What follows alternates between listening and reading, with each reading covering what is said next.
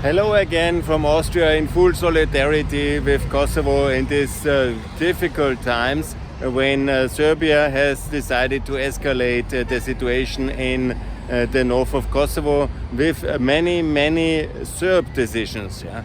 And what actually was done then by the Prime Minister, and this is a little bit of a misunderstanding with the Kosovo Prime Minister, he has complied to the process. He has signed in Ohrid. He was ready to sign the Ohrid agreement in March. And he has consistently implemented the law and announced exactly what is going to happen. And this is the most announced crisis ever.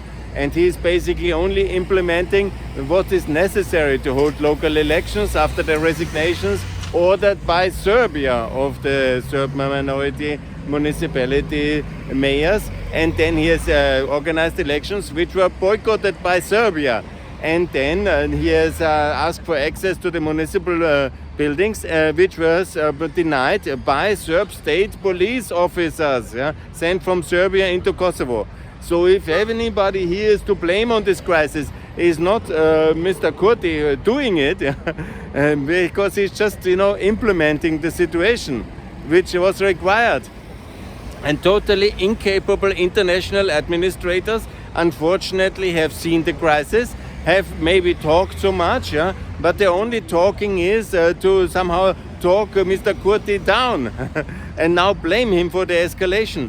A crisis which I personally was also constantly warning, because since 2008 we have consistently and ignored the situation in the north of Kosovo, which unfortunately has transferred itself in a kind of a hotbed for organized criminality and for some shadow structures, which led also to the killing of the Serb opposition leader Oliver Ivanovic. Just 2018 it was, in January. And now we are coming into the situation where now in 2023 we discover there is a problem in the north of Kosovo.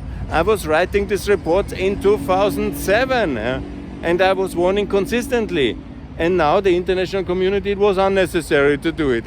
What was exactly unnecessary? We have recognized Kosovo in the borders that there were. And there is not only Serbs living in the north as we see at the moment. And it's absolutely clear that this kind of process, which we have now seen with open eyes consistently, remember there was the tweet, we have a deal in Ohrid in March, and now we are in this crisis, and then we blame who? Of course the weaker part, of course the victim, because it's more convenient, because we have economic interest in Serbia. Serbia should not be offended. Serbia should not be pushed further to Russia, as there could be any further pushing. If they really want to go fully with Russia, let them go. Isolate them. Isolate them.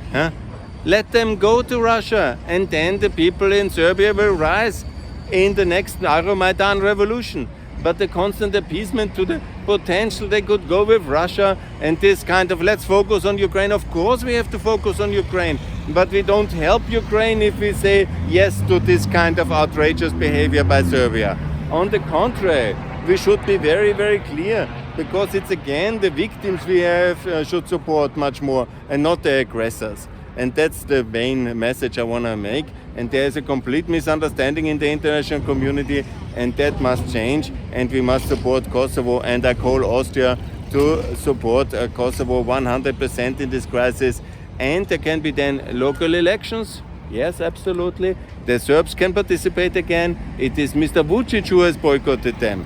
And let's be very serious here, and that's the way forward. And of course, Kosovo must join NATO, and of course, we must work consistently towards this direction. And that's the only way we can settle this situation, by clarity, deterrence, and if it's necessary to bomb Belgrade when they cross the borders, as I was misquoted, because I never actively advocated to bomb Belgrade, but I made it very clear, in case they cross the border, then also violence is justified and will be also done if it's necessary. But at the moment still we can, of course, settle everything with NATO membership of Kosovo and Bosnia. And honestly, I say this now since many years. And I'm not getting tired also Austria to join NATO. And that's the only reasonable way forward in NATO everybody, and then there will be peace. So get Kosovo in NATO in 2023 at the July summit. That's the only logical answer to the current escalation, and stop this appeasement towards pro-Russian Serbia, but isolate Serbia because they are mentally far away, and that's the only way to get them out of Kosovo, out of Montenegro, out of Bosnia, is NATO membership and isolation of Serbia, and then there will be revolution, and then Serbia can join the European Union and NATO, and then we have a recognition situation, and then it will be much easier. But if we allow such kind of a pro-Russian island to join the European Union without NATO membership, anyhow, it's impossible.